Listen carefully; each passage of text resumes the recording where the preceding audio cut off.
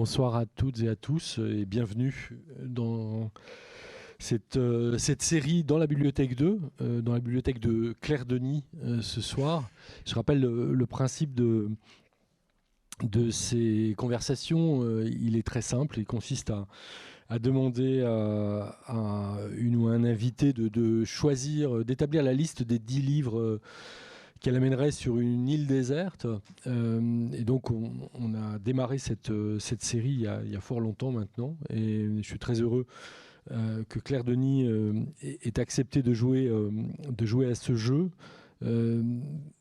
Claire Denis, dont le dernier film, Stars at Noon, vient de sortir en salle il y a 15 jours maintenant. 3 semaines. 3 semaines. Et c'est une adaptation d'un livre. Une adaptation d'un de mes romanciers contemporains, enfin il est mort il y a peu de temps, américain préféré, Denis Johnson, qui était un immense romancier, mais un immense poète aussi. Ouais. Et pour moi, ça a été... Je ne l'ai pas mis dans la liste parce que, comme il est encore avec moi, j'ai pas besoin d'avoir les livres, quoi. Et j'ai eu la chance de le rencontrer. Ça a été formidable.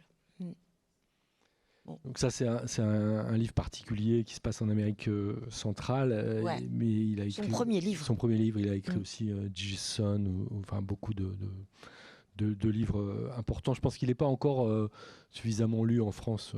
Ah non. Pas... Non, quand j'en parlais, je voyais bien que ça réveillait pas beaucoup d'émotions, quoi, de lui, mais il est quand même particulier. On peut le confondre avec personne. Et du coup, pour préparer la rencontre, je regardais à nouveau ta filmographie et je voyais qu'au fond, il y a relativement peu d'adaptations, en fait, même si le rapport à la littérature est évident et qui se retrouve aussi avec des collaborations, le fait d'avoir écrit récemment avec Christine Angot, avec Marine Diaye, avant ça avec Emmanuel Bernheim pour une interprétation d'un de ses textes. Mais finalement, il y a assez peu d'adaptations. Oui. Ben, c'est très très impressionnant les adaptations parce que même Denis Johnson en fait, il m'a autorisé, et en fait c'est après sa mort que j'ai osé, quoi. En fait, voilà, parce que on a toujours cette impression que fatalement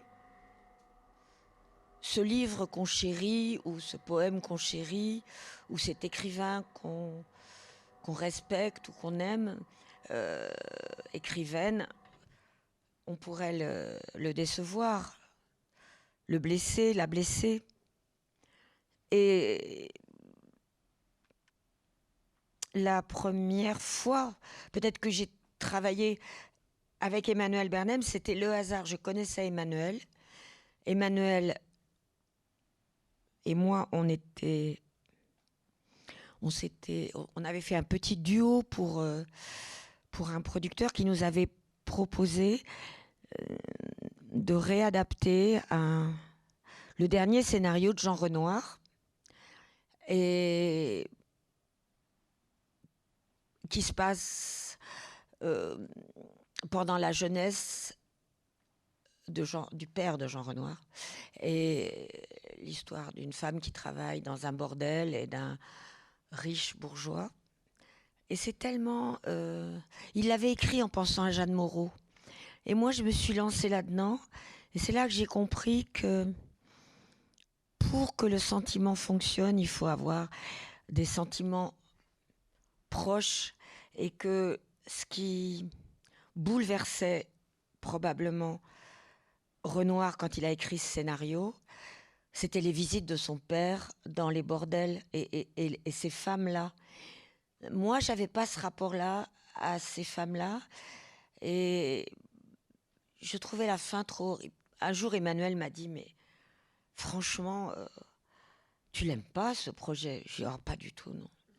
Et elle me dit, mais tu voudrais faire quoi? Oh, mais moi, je lui dis, avec toi, je veux bien faire quelque chose, mais très simple.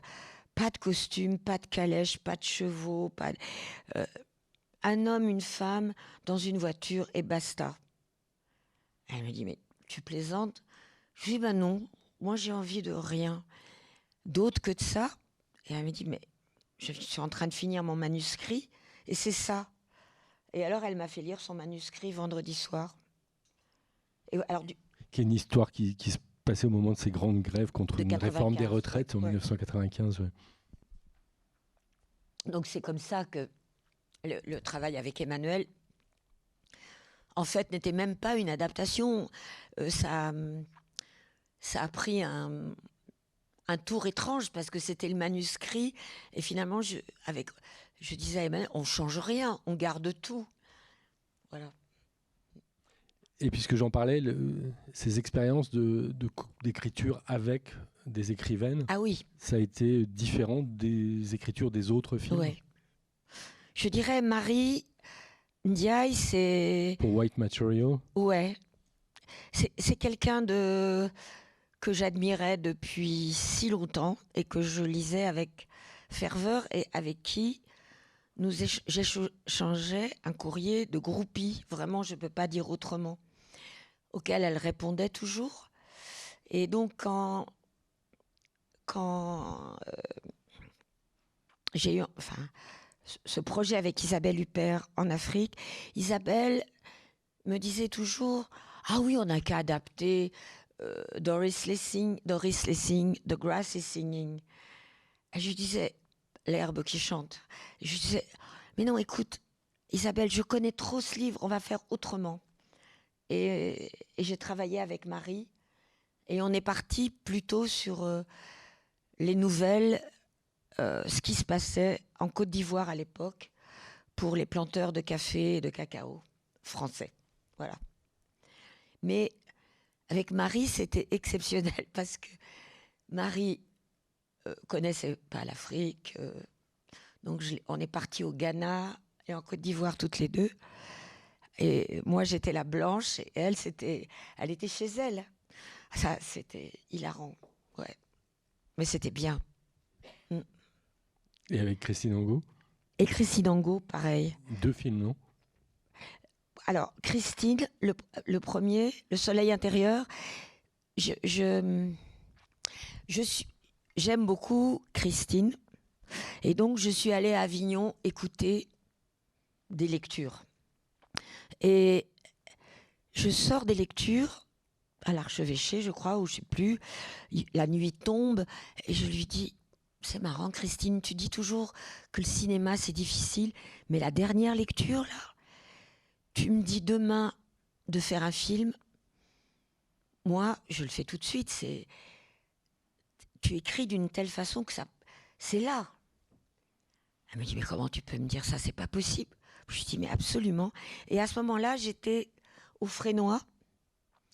Je faisais l'année avec les étudiants du Frénois. Et quand on part, on est obligé de faire un travail qu'on laisse à l'école. Et j'ai donné la lecture la dernière lecture qu'avait proposée Christine, qui était interprétée par 2 acteurs, une actrice, un acteur, qui est l'histoire d'un couple qui se déchire sur 15 ans. Et pour la lecture, elle avait fait un montage, Christine. Et au Frénois, sans décor, j'ai filmé les 15 morceaux. Et voilà, dans la même pièce. Je crois que le seul décor qu'on avait, c'est une fenêtre qu'on a été chercher dans l'école et une porte. Voilà. Mais sinon, ah oui, un divan. Mais je veux dire, c'était pour lui montrer que quand on entend une lecture, et Christine est une personne qui fait des lectures exceptionnelles, si on est accordé sur la même note, c'est pas une étape énorme à franchir. Pas du tout, c'est comme un appel, au contraire. Alors que en ce moment, je suis en train de finir un scénario adapté d'un texte de Coltès.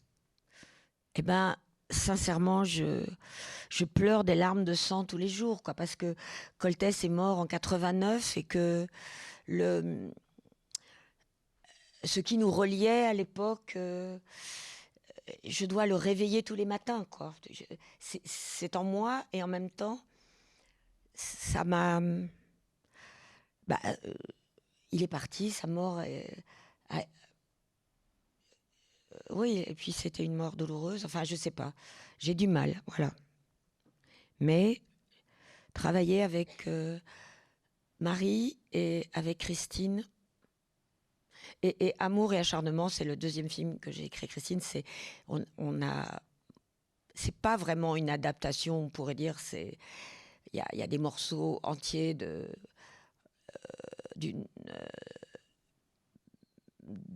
livre. Oh, j'ai oublié le titre. C'est horrible. C'est pas grave, ça va revenir, pardon. C'est l'histoire d'elle qui retrouve un ancien amant. L'année passée, non, mais ça va revenir. Ma mémoire est un peu choquée. En plus, c'est pour ça que j'aurais dû être là le 22. Et je suis là qu'aujourd'hui parce que justement, je suis embrouillée dans mon travail. On va remonter un tout petit peu dans le temps. Je crois que ton tout premier film, c'était une adaptation de Philippe Cadic. Film d'études. Oui. Ben, parce que pendant mon adolescence, je dois dire, je vivais dans certains pays d'Afrique et il y avait l'école. Je vivais pas dans l'herbe de Doris Lessing. J'ai vécu dans la brousse toute petite, mais après j'ai vécu dans des villes. Mais en fait, j'avais pas vraiment accès à beaucoup de livres. Et donc, je piquais en douce les livres de ma mère. Et c'était les Chester Himes de la série noire, que je lisais tous. Et un voisin qui ne lisait que de la science-fiction. Et donc, ça a été la base de ma lecture. Kurt Vonnegut, tous ces écrivains américains, et évidemment, voilà, j'avais l'impression que c'était peut-être un peu des lectures que mes parents n'auraient pas aimé que je fasse, et qui du coup me libéraient complètement de ce qui aurait dû être bon de lire, quoi. Voilà. C'est des noms sur lesquels on va revenir, mais justement, est-ce que tu te souviens peut-être de ce qui a été la première lecture de ce type, c'est-à-dire la première lecture d'un livre dont tu avais le sentiment qu'il n'était pas pour toi à cet âge-là, ou que tu avais pris un peu par hasard ou par... La série noire, elle m'était interdite, hein. Les Adelaide Chase et tout ça. Mais moi, je me les suis tous tapés entre 10 ans. C'est-à-dire, il y avait des choses que je ne comprenais pas, parce que Adelaide Chase et Carter Brown, c'était quand même assez chaud. Mais Chester Himes, alors par contre, c'était traduit par Duhamel lui-même dans la série noire. C'était super bien écrit et c'était à hurler de rire, quoi. J'avais l'impression que c'était beaucoup plus pour moi que pour quiconque. Et tellement que quand j'étais étudiante, j'ai envoyé ma lettre à Gallimard et j'ai été invitée chez Duhamel dans le Midi, près de Cannes. Il m'a présenté Chester Himes, qui vivait en Espagne, qui était déjà un vieux monsieur, et qui venait passer une semaine chez lui. Et bon, entre-temps, j'avais lu pas que les séries noires, j'avais lu aussi son roman autobiographique, j'avais lu tout. Donc je savais combien dure avait été sa vie et combien ce choix de Duhamel l'avait sauvé. Parce qu'à l'époque, quand je disais aux États-Unis que je lisais Chester Himes, je disais fièrement, personne ne savait qui c'était. Et je ne comprenais pas comment on pouvait ignorer un écrivain pareil. Et le rapport à la littérature, cette fois, dans le cadre de l'école, tu disais... C'est-à-dire, dans l'école, on croit toujours que ça a un but. Ce que j'aimais bien, quand je piquais les bouquins du voisin ou de ma mère, c'était... Je savais que la série noire, c'était pas bien, donc c'était attirant. Et mais ma mère ne lisait que ça, hein, enfin quasiment quoi. Bon, et peut-être un petit peu Julien Green. Enfin, ma mère était quelqu'un qui lisait beaucoup, mais toute seule, en fumant des cigarettes. Donc, c'était un monde interdit.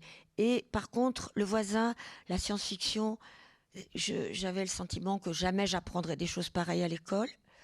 Et à l'école, j'aimais beaucoup ce qu'on nous faisait lire, mais j'avais quand même le sentiment que c'était lié à l'idée que j'aurais une meilleure note ou... Moi, je suis franchement... Ma paresse m'a souvent conduit vers la lecture, parce que la lecture, c'est une façon de s'isoler. Et... Mais je crois que c'était, du coup, pas pour me rapprocher. C'est beaucoup plus tard au lycée que les lectures obligatoires m'ont intéressée. Voilà. À l'école primaire, au début du collège, non. Au point de faire des études de lettres, quand même. Oui, mais je les ai faites parce que je voulais pas faire d'études du tout. Et que par lâcheté, j'ai triché un peu sur toute la ligne. Mais je crois que j'ai même fait un truc un peu grave. Je me suis mariée tôt pour échapper aux études. Non, mais c'est la vérité. Je savais que comme ça, je pourrais faire des trucs qui me plaisaient et m'inscrire au concours d'entrée à l'IDEC ou des choses comme ça, voilà. Mais ça ne veut pas dire que l'homme que j'ai épousé était repoussant, hein. Non, il me plaisait, mais quand même, j'étais beaucoup trop jeune et c'était franchement une fuite. On commence ? Oui. Alors, la liste s'ouvre par un livre de poésie. Oui. Un livre, un livre de poésie C'est un long poème. Un long poème, en fait, en soi. Mm. Ah ben, tu l'as sous la main, donc c'est dans l'édition française de La Différence. Oui.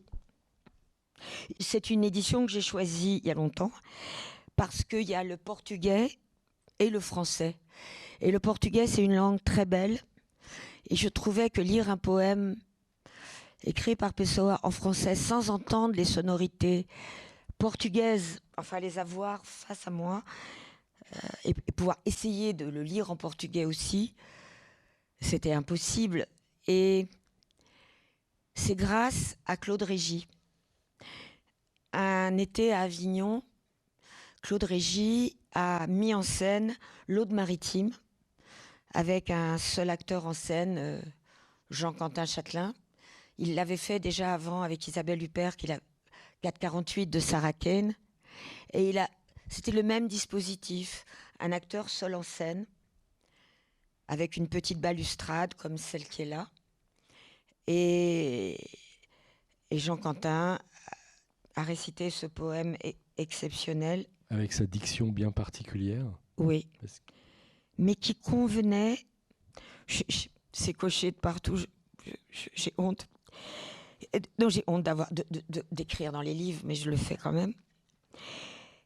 Et je suis sortie de là, j'étais vraiment hypnotisée par la beauté du texte, par la folie de Claude Régis, de confier un texte pareil à quelqu'un seul en scène. Cette confiance totale que Claude Régis avait dans ses acteurs pour des spectacles d'une audace dingue, et que j'ai un peu honte de le dire, mais je crois qu'en fait, c'est devenu le livre que j'emmène partout, car j'ai entendu un jour quelqu'un dire, c'est pas la peine, dire que c'est très bien de connaître par cœur un texte. Parce que si jamais on doit faire naufrage ou se cracher, alors il y a un texte, on n'a pas besoin du livre, on le connaît par cœur. Donc j'ai appris par cœur l'Aude maritime. Et il est toujours avec moi parce que je l'oublie au fur et à mesure que je vis. Et donc, je le réapprends. Mais ce texte a quelque chose... Je comprends ce que Claude Régis a trouvé magnifique dans ce texte, mais j'ai surtout compris que c'était une expérience de science-fiction un peu, parce que c'est un texte qui parle du temps.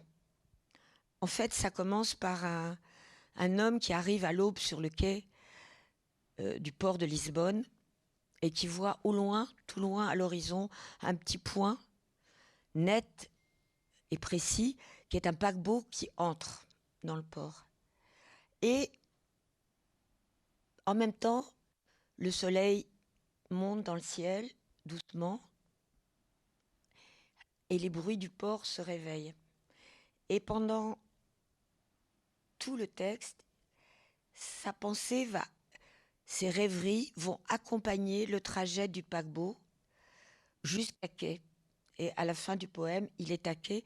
Et c'est vraiment une expérience de temps. Mais de temps, soit quand on le lit ou quand on l'écoute au théâtre, comme je l'ai fait aussi, mais aussi c'est l'histoire du Portugal. Ce quai de Belém à Lisbonne où le bateau va accoster, c'est quand même le même quai, c'est l'embouchure du Tage, et c'est le même quai sur lequel les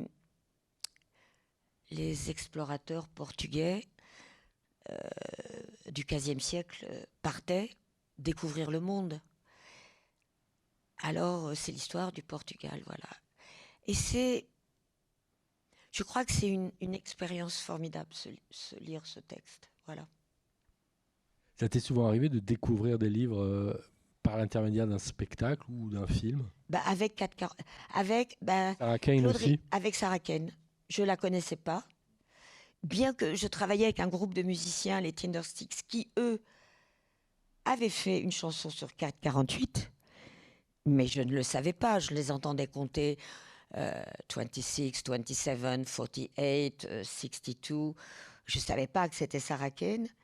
Et c'est quand j'ai vu la pièce de Claude Régis que j'ai relié ces textes. Et évidemment, le texte, après, je l'ai lu. Et alors là, c'est pas un poème, c'est une aventure théâtrale, seule en scène aussi. Hein. Isabelle Huppert. Hein? Et je dis Isabelle Huppert Oui. au Bouffe du Nord, souvent, mais... Isabelle Huppert au théâtre, toujours, oui. Je peux pas, c'est... Ce qu'elle fait au théâtre, Isabelle, c'est... Pour un spectateur ou une spectatrice, c'est toujours tellement risqué. On a toujours l'impression qu'elle nous offre les risques qu'elle prend. Et qu'au lieu d'être sur un espèce de fauteuil de théâtre en velours et de subir plus ou moins un jeu, même parfait, Isabelle nous offre d'abord d'entendre un texte avec son interprétation aussi à elle, ses doutes et ses craintes. Et ça marque à jamais, ça. Ouais. Alors justement... Cerizet, dernièrement. Oui. Hein? Alors. Deuxième titre sur la liste, tu l'as déjà mentionné, The Grass is Singing, Oui. Un livre de Doris Lessing qui se passe en Afrique. Oui.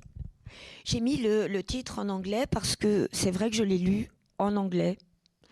Je grandissais en Afrique, mais je savais que l'Afrique du Sud, c'était comme une partie de l'Afrique qui était interdite, pas du tout accessible. Donc je m'étais mis dans la tête que j'irais jamais. Et par contre, que j'avais accès à certains écrivains, ils étaient plusieurs, Nadine Gordimer, mais l'écrivain qui a été pour moi le miroir de ma propre enfance et qui m'a fait vraiment penser à l'Afrique du Sud différemment, c'est Doris Lessing, parce que c'était d'abord c'est un écrivain immense, je ne peux pas dire autrement, mais qui d'emblée parle. Grass is Singing, c'est l'histoire de son enfance à elle, et de sa jeunesse. Et d'emblée, c'est une militante. Tout de suite, j'ai compris, enfin, on le comprend tout de suite, quoi. Et cette herbe qui chante, c'est l'herbe qu'elle voit depuis la ferme, où son frère va rester du reste, puisque elle va aller en ville, rentrer au Parti communiste et puis aller en Angleterre. Mais c'est le paysage de cette brousse qui la marque à jamais, quoi. Cette mélancolie, mais cette nécessité aussi de s'engager. Et après, quand je suis allée en Afrique du Sud, j'étais heureuse d'avoir lu les livres de Doris Lessing. J'étais heureuse de regarder ces paysages. Ouais, différents, mais... et cruels aussi, souvent. Tu disais que tu l'avais mis l'édition Oui, je l'ai lu originale en parce anglais. que tu l'as lu d'abord en anglais. Tu lis souvent les livres directement en anglais. Il y a d'autres langues dans lesquelles tu peux les lire également. Alors, je parle un anglais moyen, mais je me force à lire en anglais depuis que j'ai une vingtaine d'années, parce que je trouve que c'est le secret de la langue. Il est quand même un peu dans la littérature, parce qu'on peut parler anglais quand on voyage, en allant prendre un café, mais tout d'un coup, la langue, elle se déploie dans les livres. Et même parfois, il faut évidemment avoir recours à un petit dictionnaire de poche quand on voyage avec un livre, mais c'est formidable, je trouve. Et il y a des mots comme ça dans l'anglais que j'utilise jamais, mais je les connais. Et je suis heureuse de les connaître. Je les ai connus dans des livres. J'ai dû les chercher 10 fois dans le dictionnaire. Donc maintenant, ils sont... Et un peu l'espagnol. Je dis oui, un peu l'espagnol. Mais au fond, je crois que j'ai lu moins en espagnol qu'en anglais. D'ailleurs, je crois qu'il n'y a pas de traduction de l'espagnol non plus dans la liste. Non, les livres espagnols que j'ai lus, je les ai lus plus tard en fait. Et comme j'ai dit en donnant cette liste, c'était la liste du matin même, elle sortait du four si j'ose dire.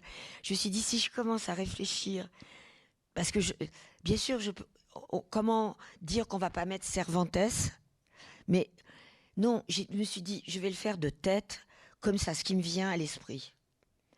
Parce que d'abord, Don Quichotte, je ne l'ai pas lu en espagnol. Voilà. Mais j'ai une version bilingue. Un autre livre lu en anglais, si j'en crois le choix du titre original, The Waves, Virginia Woolf. Oui. Un livre aussi que... J'adore cette collection Penguin. Et bien jolie. Mais c'est vrai que pour moi, je me disais, voilà, j'avais lu en français, mais je sentais que c'était vraiment important de le lire dans cette langue. Et donc, soit j'étais à Londres, soit j'allais rue de Rivoli chercher les bouquins en anglais chez Penguin, quoi. Et The Wave, ça, c'est une forme de poème d'une certaine manière. C'est une évocation de sa vie et de ce que et de la marche vers la mort, un peu vers la fin de vie. Enfin, c'est pas on dit pas la fin de vie avec Virginia Woolf. C'est avec Virginia Woolf, on sait que il y aura la mort. Il y a même un moment, je crois, elle dit death, death, death, parce que on le sait forcément quand on est dans sa chambre à soi et qu'on veut écrire ou penser ou réfléchir, que tout ça va quand même un peu s'arrêter un jour, volontairement comme elle, ou de vieillesse, ou d'accident. Mais évidemment, elle laisse des traces incroyables. Et par exemple, Isabelle Huppert a interprété Orlando, seule en scène aussi. J'ai dû le voir 10 fois, Orlando. Avec Bob Wilson, cette fois. Ouais. Donc ça aurait pu être d'autres titres, parce que c'est vrai que c'est le nom d'une auteure qu'on retrouve souvent dans cet exercice pour La promenade au phare, pour une pièce à soi, pour Oui. Orlando. Je, euh, la pièce ou la chambre à soi, je crois que voilà, l'autre matin quand j'ai fait cette liste, j'ai pensé à ce texte-là parce que peut-être je me souvenais de certains moments où je ressentais ce qu'on ressent dans la chambre à soi, dans sa chambre à soi, parce que c'est vraiment le produit de la chambre à soi, voilà. Et peut-être aussi, c'est très stupide de dire, mais quand j'avais 20 ans, je crois, euh, quand je suis allée une fois chez Shakespeare & Co. acheter un bouquin, je crois que c'était un livre américain d'occasion, quoi, une librairie qui est près de Notre-Dame, que vous devez connaître sans doute. Et la personne qui était à la caisse m'a dit « Oh, vous ressemblez un peu à Virginia Woolf ». Alors j'étais tellement en extase. Voilà. Mais évidemment, la ressemblance s'arrête là. Voilà.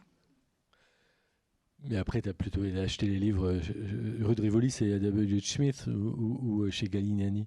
Parce qu'il y a 2 librairies anglaises sur la rue de Rivoli Oui. qui sont les 2 plus grandes librairies en anglais. Oui. Mais Je vais moins chez Galliani. ouais, Je trouve que c'est trop... c'est trop beau. Oui, parce que non, je peux pas regarder tous ces livres, alors que flâner dans les 2 autres, c'est possible. Mm.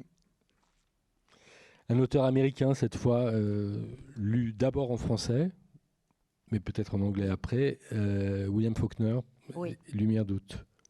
Voilà, William Faulkner, c'est venu de la série noire aussi, parce que j'avais lu en douce, donc Hadley Chase, qui a copié, pour le dire, il a refait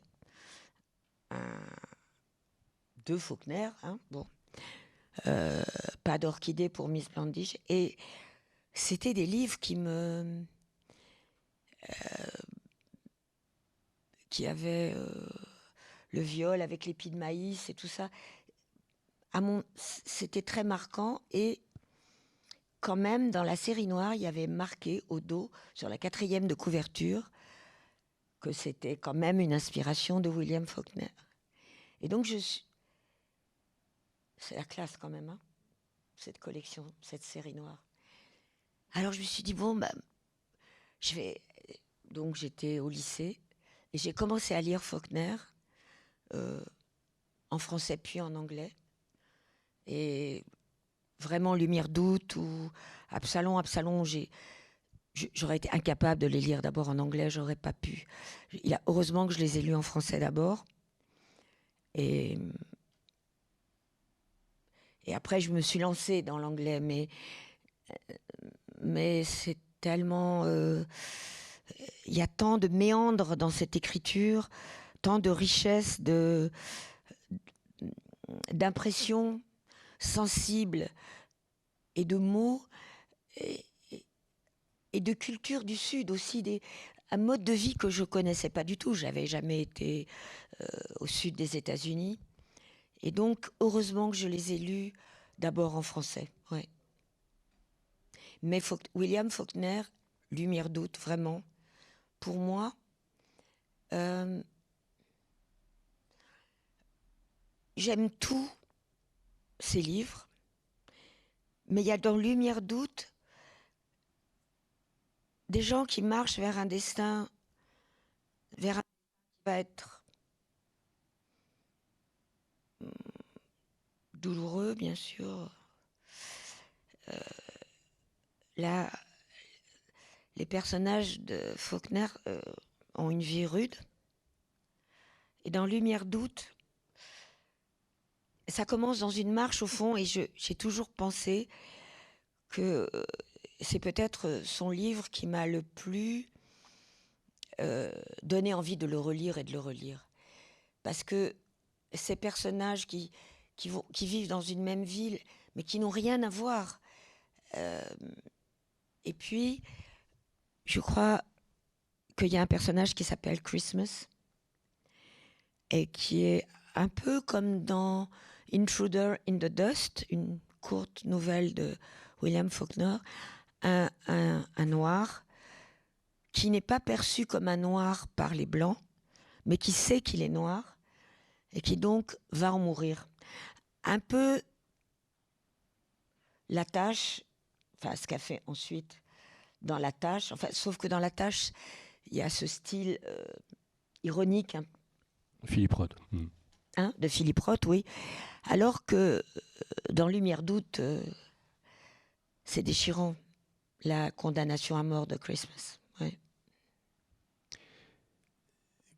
Comment tu as appréhendé cette question des Noirs aux États-Unis, du racisme aux États-Unis, du Sud, compte tenu de l'expérience qui était la tienne, d'avoir grandi en Afrique? Tu parlais tout à l'heure de l'Afrique du Sud comme pays interdit, de l'apartheid, de la trajectoire militante de Lessing.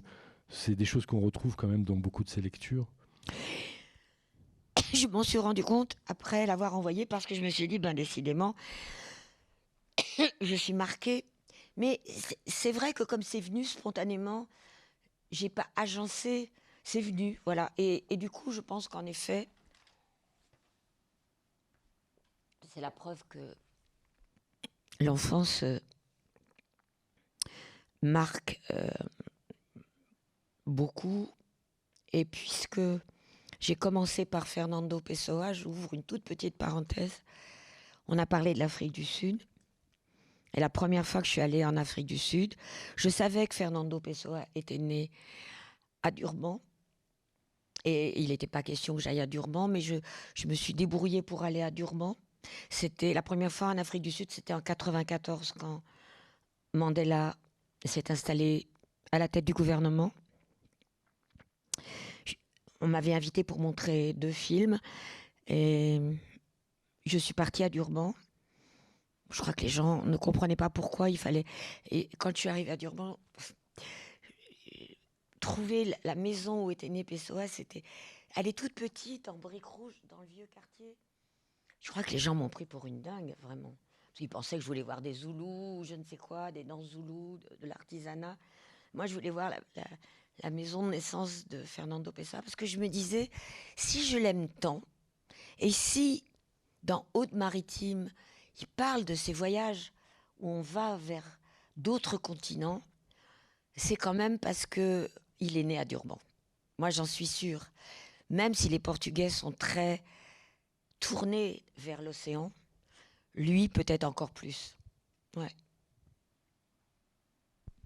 L'Afrique, on y retourne avec un auteur pour lequel tu as choisi 2 livres. Un auteur qui est mort assez jeune et dont je pense qu'on commence quand même un peu avec le temps à prendre la mesure de l'importance de son œuvre en France. Ouais. En Afrique, ça fait déjà très longtemps que les écrivains américains considèrent. Mais même à Paris, il venait à Limoges tous les ans faire des lectures. Et Sonny, il est mort quand même du sida, donc il y a un paquet de temps. Et un jour, moi je l'ai connu et j'ai voulu adapter Les yeux du volcan. Donc il le savait. Et je pense que les romans de Sonny sont peut-être les plus cruels et les plus drôles, mais les plus aigus sur ce que ressentaient les gens du Congo, Brazzaville, comme on disait, nous, à l'époque, le Congo-Brazza, par rapport à la colonisation, par rapport à la décolonisation, par rapport à les traces de la colonisation dans les gouvernements. Et l'humour cruel de Sonny. Et une anecdote, un jour, j'écoutais une émission à France Culture ou à France Inter où on interviewait un écrivain nigérien qui a eu le prix Nobel, qui est très connu. Wole Soyinka. Voilà. Et qui disait, mais non, les écrivains francophones, excusez-moi, mais non, non, il n'y a que les écrivains anglophones d'Afrique qui savent. Les écrivains francophones, c'est la négritude, c'est la plainte toujours. En général, il ajoute que lui, il est pour la tigritude. Alors il dit, mais moi, nous, les anglophones, on est pour la tigritude. Je me suis dit, bon, d'accord, ok. Donc, j'envoie un mail à France Inter, à France Culture, et je dis, excusez-moi, mais peut-être vous devriez lire un peu Sonny Laboutancy, parce que on ne parle pas de ça, quoi. Et après, j'ai rencontré le 2e prix Nobel qui vient d'Afrique de l'Est, qui a écrit Zanzibar. Ouais, mais moi, j'ai lu ses livres. Et alors, je peux dire que franchement, bon, on voit qu'il a étudié à Oxford, ça c'est clair. Mais l'expérience de petit garçon noir à Zanzibar, elle n'est pas dans le livre, elles ne sont pas dans ses livres. Du reste, c'est même troublant. Donc, je dis Sonny Laboutancy et les écrivains francophones d'Afrique, Cheikh Hamidou Kane, tout ça, voilà. C'est grandiose. Et alors oui, j'avais écrit « Relisez Hamidou en Patéba ». Parce que en Patéba, alors là, je ne l'ai pas mis dans la liste, mais là, on atteint le sommet. Hein, Écrivain malien. hein Un écrivain malien. Aveugle, ouais. Enfermé dans sa chambre à soi. Ouais. Ouais. Grand écrivain, et qui a parlé de... qui a écrit un très beau texte sur un religieux, Tierno Bocard, que Peter Brook a mis en scène, qui est l'histoire d'un saint, et aussi qui a écrit un livre magnifique sur l'histoire d'un interprète dans la colonie française, qui est l'interprète de l'administrateur français. C'est quand même un chef-d'œuvre cruel et drôle. Moi, je pense que c'est des immenses écrivains, franchement. Bon. Mais pourquoi alors ces deux titres-là, en particulier de Sonny Laboutancy, La vie et demie et L'œil du Mais volcan? parce que personne me parle. Quand je dis Sonny Laboutancy, tout le monde me dit qui? J'en ai mis 2. En me disant, bah, non, parce que ça m'énerve de penser, il est mort il n'y a pas si longtemps quand même. Il est mort pendant le sida. Oui, c'est ça, il y a 30 ans, oui. Voilà, alors je me dis, bon, pourquoi ça vaut le coup quand même. Il était édité au Seuil, je crois, à l'époque. Il y a un petit éditeur qui a, je sais plus, qui a édité un coffret Oui, qui est très très. parce que c'était épuisé Ouais. au Seuil. J'avais écrit au Seuil pour râler. Je disais, mais comment vous mettez pas, inondez pas les partout de ces livres? Parce que c'est quand même, c'est exceptionnel de lire ça. Enfin, moi je trouve, hein, c'est joyeux, c'est. Voilà. J'ai pas tout mis, hein, parce que. Bon. On trouve ensuite sur la liste un texte écrit à quatre mains, comme on dit, L'intraitable beauté du monde, qui est un livre dont je me rappelle très bien de la parution, qui est lié aussi à un contexte particulier, qui est un livre d'intervention, Oui. qui est apparu dans une maison qui hélas a disparu, Galahad, qui avait créé Emmanuel Colas, et qui est un livre co-signé par Édouard Glissant et Patrick Chamoiseau. C'est aussi un livre que j'emmène en voyage, parce que je pense qu'il m'aide dans mon travail. Parce que souvent, quand on fait des films, le mot beauté est un espèce de guignol. Il faut toujours s'en méfier. Est-ce que c'est beau? Est-ce que l'image est belle? Est-ce que la lumière est belle? Est-ce que les couleurs sont belles? Ou est-ce que le contraste est beau? Et dans ce livre, L'intraitable beauté du monde,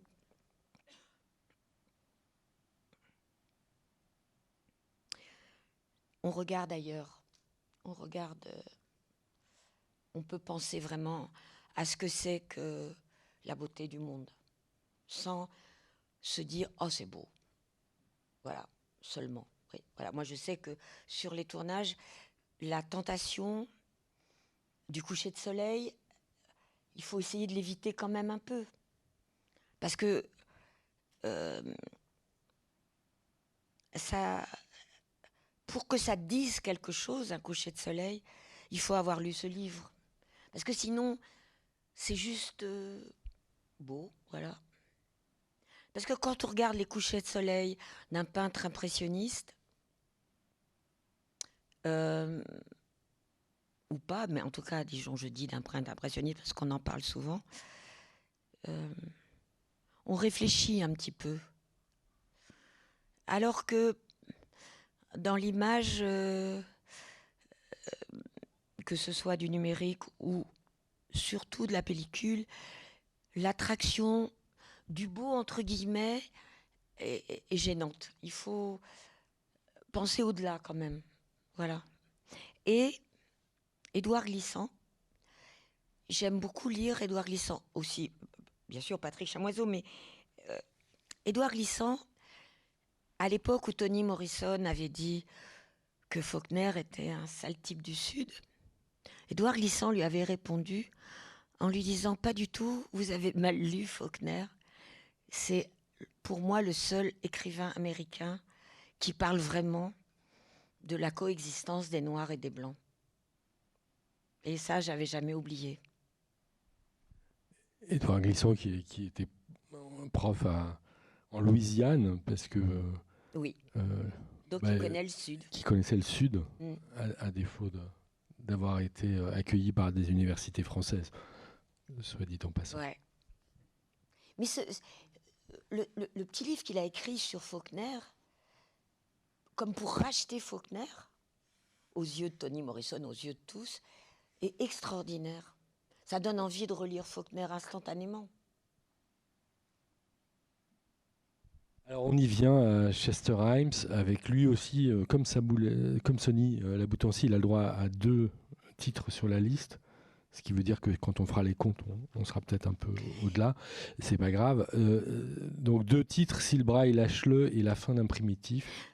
J'ai mis les deux parce que j'avais l'impression que quand on découvre Chester Himes dans la série noire, avec les 2 détectives qu'il a inventés,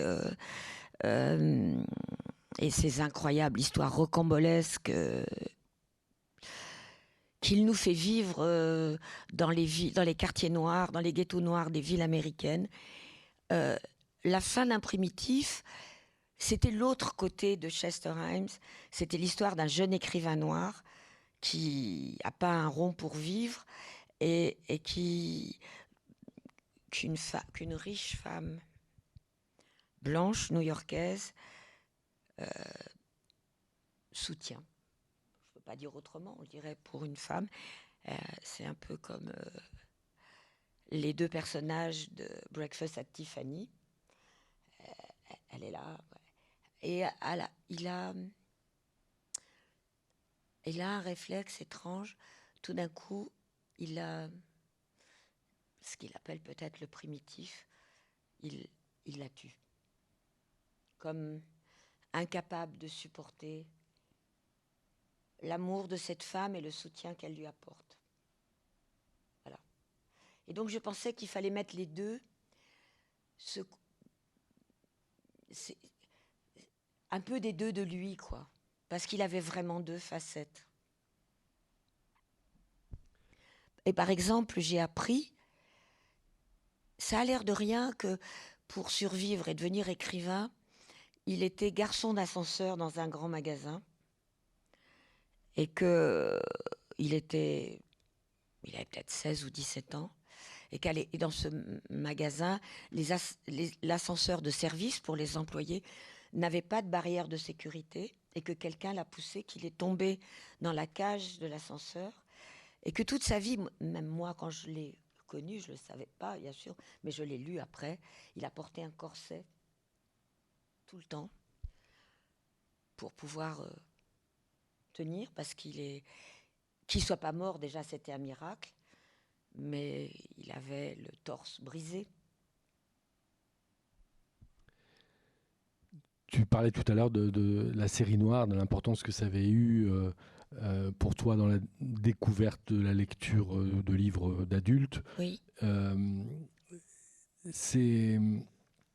Là encore, ça nous renvoie à des questions de noir et de blanc et des questions d'apartheid littéraire. Moi, j'ai eu la chance d'avoir un prof de français au lycée qui se battait contre cet apartheid et enseignait aussi bien Ahmed, Chandler, Kane ou Himes ou Chase que Fitzgerald, Faulkner ou Hemingway, et qui refusait qu'on voit la différence et même qui était scandalisé par le mauvais traitement que la maison Gallimard infligeait à ces auteurs noirs dont on coupait des passages entiers, qui étaient davantage adaptés, localisés que sérieusement traduits, vrai, ouais. qui n'avaient pas le droit d'accéder à la Pléiade. Encore aujourd'hui, ils ont des collections de bouquins, James Cain récemment. Je crois que Duhamel, quand il traduisait, il était quand même vraiment admiratif, quoi. C'était pas le cas du couple Hérisson ou... Non, bien sûr que non, Duhamel, voilà. Parce qu'il y avait un peu de tout quand même. Il y a des grands livres de Chandler auxquels il manque presque 20% des pages, quoi. Bien sûr, bien sûr. Mais en gros, c'est... Moi, je pensais que... Je veux pas dire, comme Tarantino, que c'est Pulp Fiction qui gagne. Mais il y avait quand même, quand on est enfant, l'idée qu'un livre est un peu interdit et qu'il est dans un bagage un peu pauvre. Encore que la série noire était très très belle et cartonnée parfois au début. Et vraiment, ça se voyait dans une bibliothèque. Hein, la série noire, c'est... Mais il y avait quelque chose qui... Je me disais, voilà, ça c'est le vrai monde, quoi. C'est le monde dans lequel les gens vivent. Et je me souviens très bien d'un livre de Chester Himes qui est inachevé puisqu'il est mort avant de le finir, qui s'appelle Plan B, qui est un livre où il imagine que les Noirs en ont marre aux États-Unis. Ils réfléchissent, ils se réunissent, un petit syndicat, ils se réunissent et se disent, mais au fond, on est assez, si on avait tous une mitraillette, on pourrait assez facilement venir à bout des Blancs et prendre le pays. Donc, oui, mais comment faire pour que chaque famille noire ait une mitraillette ou une mitrailleuse, je ne sais plus. Et il dit, bon, alors, tous les Noirs aiment manger des tripes, donc on part dans le sud et on va faire des tripes en boîte. On va faire une marque qui va marcher dinguement. Et en effet, les tripes se mettent à marcher et tout. Et ils commencent à livrer dans des grands cartons de fleuristes pour livrer les glaïeuls, des mitraillettes aux familles noires des ghettos. Et parfois, c'est la mère de famille qui, pensant qu'on lui envoie des fleurs, elle en a jamais, mais et trouve et qui a très peur. Mais plan B, c'est extraordinaire, quoi. Bon, évidemment, c'est inachevé. Peut-être c'est mieux. Il y a quand même aussi ce mépris, peut-être, en effet, oui. Il y a ça, et puis le côté peut-être plus positif, ces auteurs sont très différents les uns des autres, mais ils ont quand même malgré tout peut-être en commun pour la plupart des livres une certaine économie du récit. Certains sont vraiment à l'os, je pense au Petit César de Burnett, et je peux pas m'empêcher de voir le lien avec le cinéma et l'écriture pour le cinéma quand même. Peut-être c'est ça qui amène au cinéma un peu, parce que ce soit Bertolucci ou Wim Wenders, ils ont voulu tellement adapter Dead de Sand à Met. Et je me souviens, Dan Curse, je crois que ça s'appelle en anglais, Dan Curse, le malédiction des Daims, de la famille Daim, qui est une famille française du reste. Oui, c'est The Dankers en anglais, mais je ne sais plus comment ça s'appelle en français. Non, je ne sais pas. Ça a été traduit aussi, mais... Je crois que c'est Dead de Sang, hein, mais peut-être. Oui, c'est le... Oui. Et je me souviens, je connaissais évidemment, j'avais pas vu, je connaissais pas Wim Wenders, et j'avais sans doute peut-être... Parenthèse, l'acteur qui interprète Ahmed vient de mourir, Forrest. Oh, Fred Forrest. Ouais. Aïe, aïe, aïe, je savais pas. J'ai vu passer ça sur Instagram il y a 2 jours. Ah là là. C'est lui qui incarne Dashiell Hammett dans le film que Wenders a fait au début des années 80. Oui, Hammett. Hammett. Produit par Coppola. Mais alors, en fait, ce qui m'a fait frapper, Denkers, alors, Dead 200, disons, ça va être l'histoire de la décadence d'une famille riche qui est un détective qui serait Ahmet, en fait, ce fameux détective qui monte, envoyé par son agence dans Bay City, qui est la ville du péché, hein, qui est San Francisco revu et corrigé par Dashiell Hammett. Et je me souviens, je ne peux pas le dire de mémoire, mais presque, la première phrase du livre, en arrivant à Bay City, au premier carrefour, je vis 2 flics mal rasés et qui clopaient. Ça commençait mal. Ouais, je le dis à ma façon, hein, mais en gros, c'est ça. Et je me dis, mais c'est franchement le début d'un film. En effet, des flics avachis, parasés qui clopent, ça va pas bien. On sent que ça va être dur pour le détective, quoi. Et cette phrase-là, je la trouvais tellement magnifique. Et je pense qu'en effet, cette littérature-là, qui a pris en compte la Grande Dépression aussi, qui a pris en compte la dureté de la vie, ou en Afrique, la dureté de la vie avec la situation des pays colonisés et tout ça, mais c'était en effet des éclairs. Ça transperce, quoi. Alors ça, c'est le moment où cette littérature est écrite, mais le moment où, je parlais début des années 80, peut-être fin des années 70, où elle est paradoxalement, tu le relevais tout à l'heure, davantage lue en Europe qu'aux États-Unis, où beaucoup de ces auteurs sont oubliés. Et c'est par hasard si Wenders a envie de faire ça. Enfin, je pense qu'il y a tout un tas d'écrivains, de réalisateurs, de musiciens européens à l'époque qui découvrent ce continent américain. Et je pense que ça a façonné beaucoup d'œuvres qui ont commencé comme la tienne à ce moment-là, en fait. Ouais. Moi, Je pense aux articles de Philippe Garnier dans Rock et Folk à l'époque qui faisait des articles fleuves sur tous ces auteurs, en fait, en même temps que Ah oui. il écrivait sur la scène rock contemporaine. Ouais. Et je fais une parenthèse aussi encore pour dire que le papier qu'il a écrit la semaine dernière pour célébrer l'écriture de cet écrivain américain extraordinaire qui est mort la semaine dernière. Hein? Cormac McCarthy. Cormac McCarthy. Les 2 pages qu'il a écrit, il y a longtemps que je n'avais pas lu un texte comme ça sur un écrivain presque enfin, je sentais Philippe Garnier, quoi, alors que je ne l'ai pas vu depuis pas mal de temps. Mais je sentais...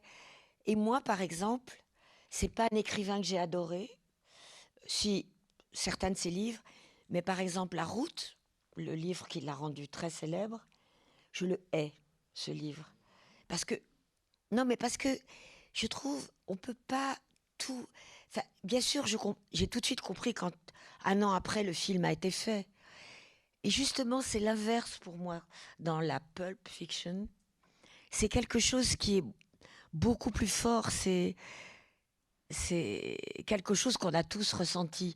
Moi, je connais pas la...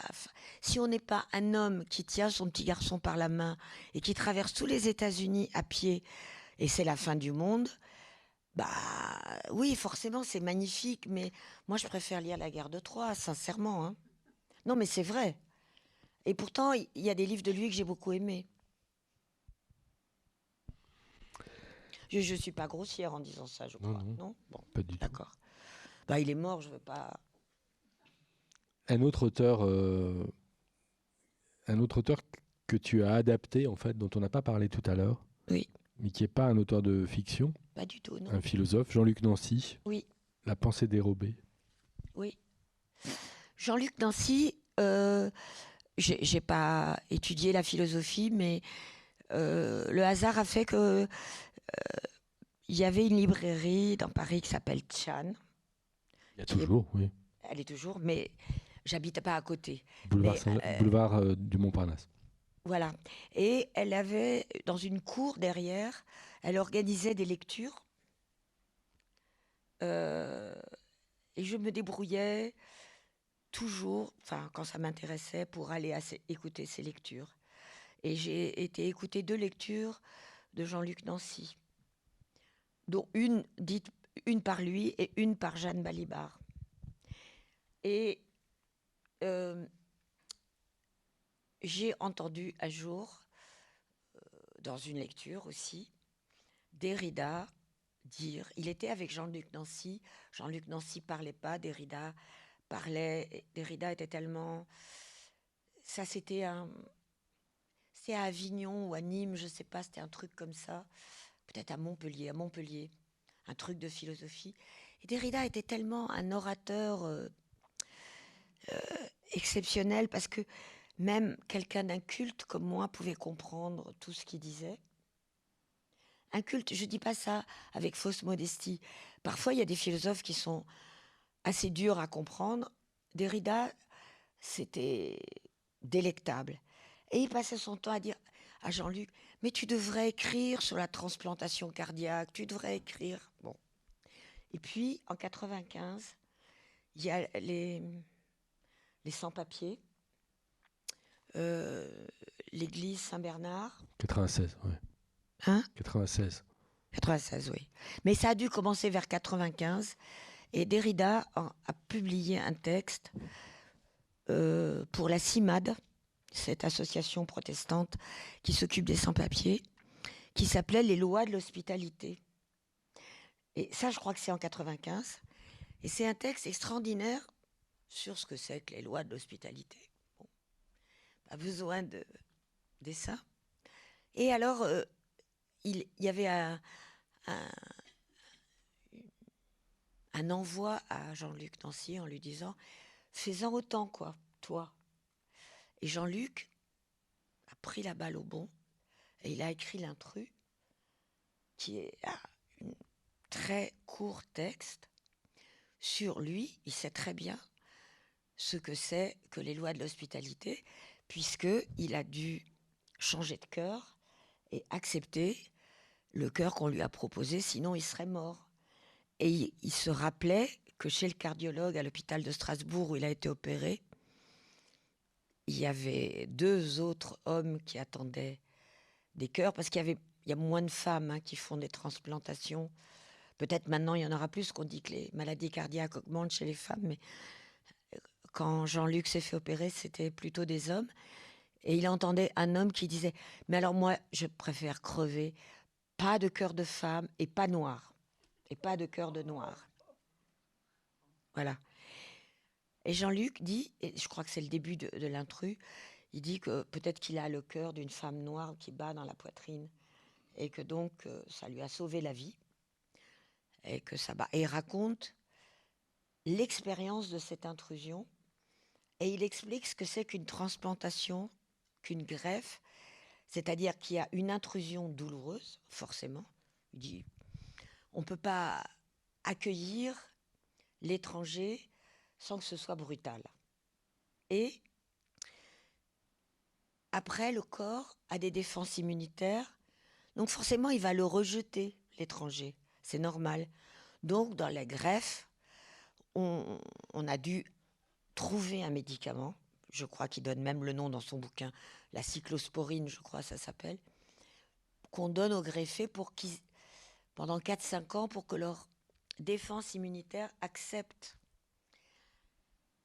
Ça m'a tellement estomaqué, je ne savais rien de la greffe cardiaque. J'ai trouvé ça tellement une réponse forte. Et je lui ai écrit, je lui ai dit, moi je voudrais bien adapter ce que vous dites dans l'intrus. Et je lui ai signalé du reste que Faulkner avait écrit un livre qui s'appelle L'intrus aussi. Et il me dit, d'accord, mais vous voulez me filmer quand? Ah, je lui dis, non, je ne vais pas vous filmer, je voudrais bien faire un film de fiction. Alors pour lui, c'était dingue. Il a lu le scénario, il me disait, mais c'est dingue, mais moi, je suis pas allée en Corée, je suis pas allée. Et après, je lui dis, bah oui, ça c'est Stevenson. Après, quand il a vu le film, je l'ai invité à l'avant-première. Il a dit, bon, elle a pas adapté, elle a adopté. Voilà. Et on est resté vachement liés. Et il travaillait souvent à Montpellier avec une chorégraphe que j'aime beaucoup qui s'appelle Mathilde Monnier. Et La pensée dérobée, c'est un de ses livres que j'aime le plus. Voilà. Et que je comprends déjà, mais qui me fait comprendre aussi d'une manière plus vaste la pensée, ce que c'est que de penser, ouais. De penser comme on dit, ce qu'on croit que c'est penser, en fait. Parce que je m'aperçois que je me trompe toujours. Quand je suis en train, comme en ce moment, de travailler sur un scénario, je me dis, ah non, il faut que je mette le réveil à 5 heures ou à 4h30, parce qu'il faut que je pense un peu avant le travail. Je pense pas, je rêvasse. Bon, détail.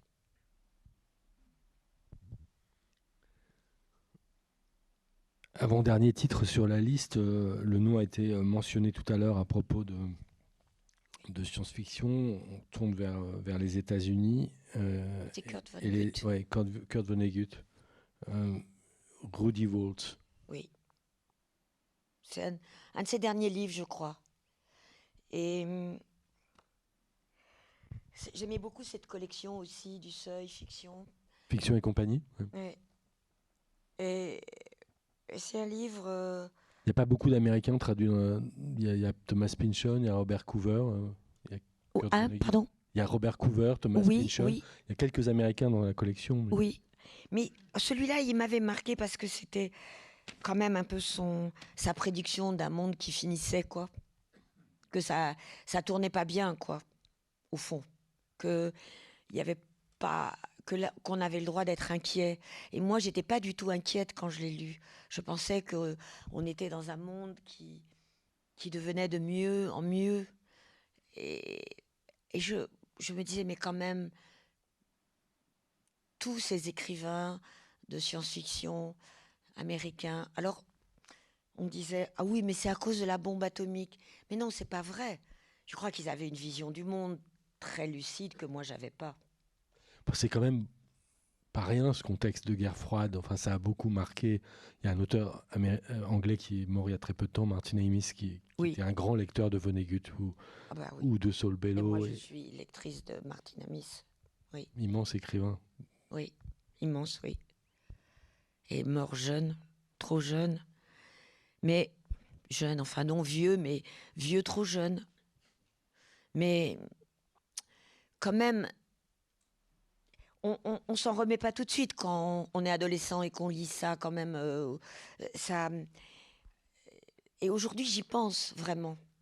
Le monde qu'on vit aujourd'hui, il peut se référer vraiment à tous ces écrivains, je crois. Que la naïveté, et cette naïveté que moi je connaissais quand même un peu, en pensant que c'est moi qui allais mal, mais que le monde allait bien, il a fallu ces lectures aussi pour comprendre que peut-être il y avait des choses qui allaient pas très bien dans le monde, mais ça rend pas du tout... Ça aide à vivre, hein, de lire ça, parce que ça donne une possibilité de... C'est pas de souffrir moins, mais de regarder différemment, je crois. De penser que... par exemple, l'époque qu'on vit là, en ce moment, le dernier week-end, je pourrais dire. On pourrait dire que c'est presque un week-end que Vonnegut aurait pu écrire. C'était... Moi, je me disais, quand même, c'était vraiment... ou Homère, de la même manière, au fond. Enfin, moi, peut-être je suis naïve, mais j'ai vécu ce week-end à chaud, quoi. Ça veut dire que sur la liste, on aurait pu trouver aussi, parce que ça m'y fait penser, le nom de Jim Ballard. Oui, je l'ai amené, même si... Ah bah. Voilà. J'ai amené le terminal. Parce que c'est Voilà, je l'ai la amené parce que même je me suis dit, il est génération pas et le dans la même liste. rapport au monde qui va mal. Et, Ah oui, de Terminal Beach, hein, c'est un très beau livre. Ouais. Je me suis permis de l'amener, bien qu'il soit pas dans la liste. Voilà. on termine avec Aimé Césaire, Oui. Alors, Aimé Césaire, je l'ai Les pas. armes miraculeuses. Oui, si, je l'ai amené. Les armes miraculeuses. J'avais amené Cheikh Hamidou Kane aussi. Bon, mais souvent. On a commencé avec de la poésie et on termine avec de la Oui. poésie. Ben oui. Parce que justement, moi, je trouve que la négritude a du tigre dans le moteur. Non, mais c'est vrai. C'est vrai quand même. C'est très fort les textes d'Aimé Césaire. Peut-être que comme maire de Fort-de-France, il n'a pas été au top à la fin, il était fatigué. Mais comme écrivain, il a quand même tellement fait vivre on dit la Caraïbe maintenant. Mais moi qui grandissais en Afrique, je ne savais même pas que ça existait. Donc ça a été une découverte pour moi, vraiment. Grâce à travers les textes de Senghor, puis de là à Césaire. Et après, lire les anglophones ou les francophones des Caraïbes, c'est très très important. De Pestre aussi. Moi, mais c'est Les Aimé anglophones, Césaire. c'est qui? C'est Derek Walcott, des gens comme ça? Voilà. Mais c'est Césaire qui m'a amené vraiment là, enfin, aux Caraïbes, comme on dit, ouais. Et tellement fort que j'ai fait un film au Panama l'année dernière, enfin, non, il y a 2 ans maintenant, et je voulais tourner au Nicaragua, en fait. C'était impossible à cause de la politique et de la pandémie en même temps. Et au Panama, il y a, comme au Nicaragua, la côte pacifique et la côte atlantique. Et la côte pacifique, elle a des îles assez belles avec des surfeurs. Il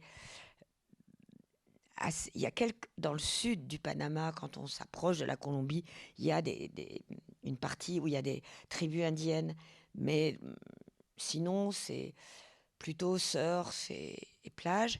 Et toute la partie, la côte atlantique, c'est les Caraïbes. Et tout d'un coup, on quitte Panama City et ses buildings et tout ça, et tout d'un coup, on arrive à Colón et on est aux Caraïbes et on peut lire Aimé Césaire ou tout. Enfin, c'est pas lire Aimé Césaire, c'est retrouver quelque chose de particulier. Bon, on a parlé de Chamoiseau et de Glissant, la créolisation du monde, oui, c'est là. Merci Claire Denis, on sait que l'île déserte, c'est dans la Caraïbe désormais, en tout cas. Je crois que absolument oui. Merci beaucoup.